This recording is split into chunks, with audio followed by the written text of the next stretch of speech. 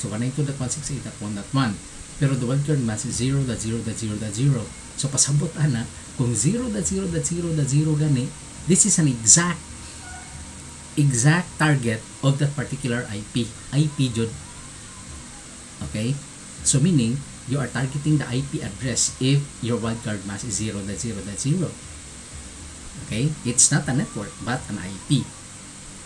Another example number 2, 192.168 is the same thing, 192.168.1.1. So if you look at this one, 255.255.5.0, you don't care at all. Wala.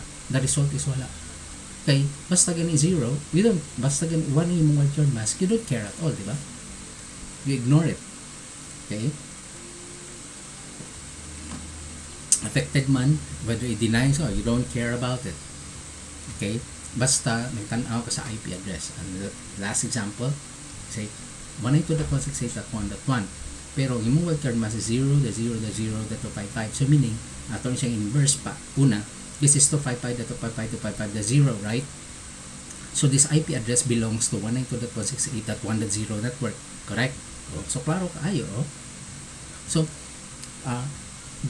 diba? Kung ato na siyang i-explain ang subnet mask, your subnet mask will tell you to what network does your IP belongs. Correct? Okay, what network does your IP belongs? Same is true with the wildcard mask. The wildcard mask identifies the range of IP that belongs to that particular network. Okay, so in this case, the result is also the network address if you are going to compute it against 1100 because dili na siya ANDing process. Okay, ang iyang gipasabot ani is if it is 1 and 1, so although this siya in ANDing process, no, 1 and 1 siya, then the result is basically not necessarily as the ANDing process, but any value nga na ay 1 is don't care anymore. So the result of any value sa wildcard masking ni dili sa ANDing, sa wildcard masking, any value nga na ay 1, the result is 0. So meaning it doesn't matter. If these are all ones, okay, if these are all ones, sama ani pakita na to. If these are all ones, the result will always be 0. But if these are all zeros, sama ani all zeros, ato na siyang gitandi sa ato ang IP address ng 192, the result will always be that number. Kay 0 man ang atong gikuan, no? Mura siya o unsa ganitong sa ORing, 1 or 1 is 1. Sakto, no? 1 or 1 is 1. 0 or 1 is 1. 1 or 0 is 0. And 0 or 0 is 0. Correct? Sakto ba? No? So, dili sa siya or. Kabalo ko mo kung saan na siya itawagan na. It's the what we call complement. Okay? Maraming negative numbers ba? Complement. So, kung naka-remember pa ka mo sa complement din nyo during your CS 1102, it's closer to that one. Okay?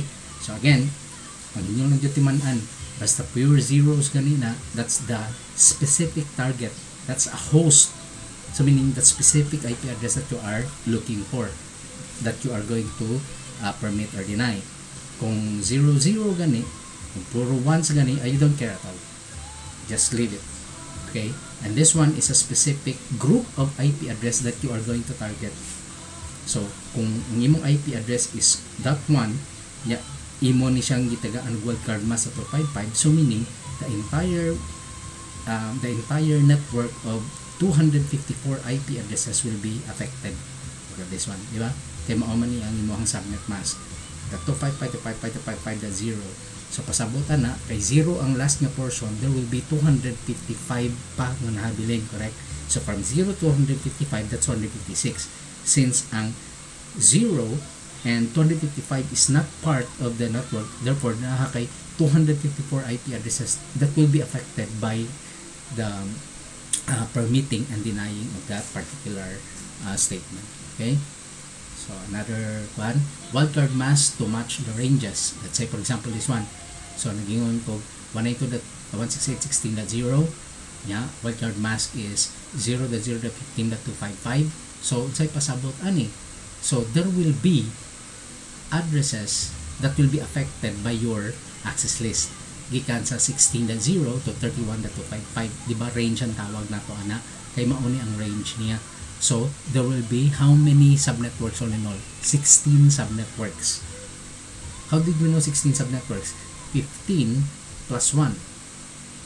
Okay, kanina daan 15 networks ani, di ba? Kung i-range na to, kabantay mo kung i-range na to, kani siya this 15 plus 1. Kung dili ka mo kasabot, tanawan ninyo sa inyong subnetting CIDR and DLSM. So mao na siya ang idea sa ato ang wildcard masking na kaduha 192.168.1.0 254.0.0.0.254. So kung ato na siya inverse, unsa ka ning iyang subnet mask? Unsa ka ning subnet mask ani? That's 255.255.240.0, correct? 240.0, no? Unang 240 man. So 256 plus 15, no? So 256 plus 15, that's 240 plus 16, 256. So meaning kay 15 man ni siya plus 1, okay? 15 plus 1 is 16, correct? Nganong plus 1 man kay will always be, this one will always be plus 1. That's one network pa man 255 kani 15 na ka networks. Okay, so what is the subnet mask of this? That's 255 dot what's the inverse of 254? Saan siya? That's 0 dire, di ba? So that is 255 dot, that's 255 minus 254, that's 1.0. So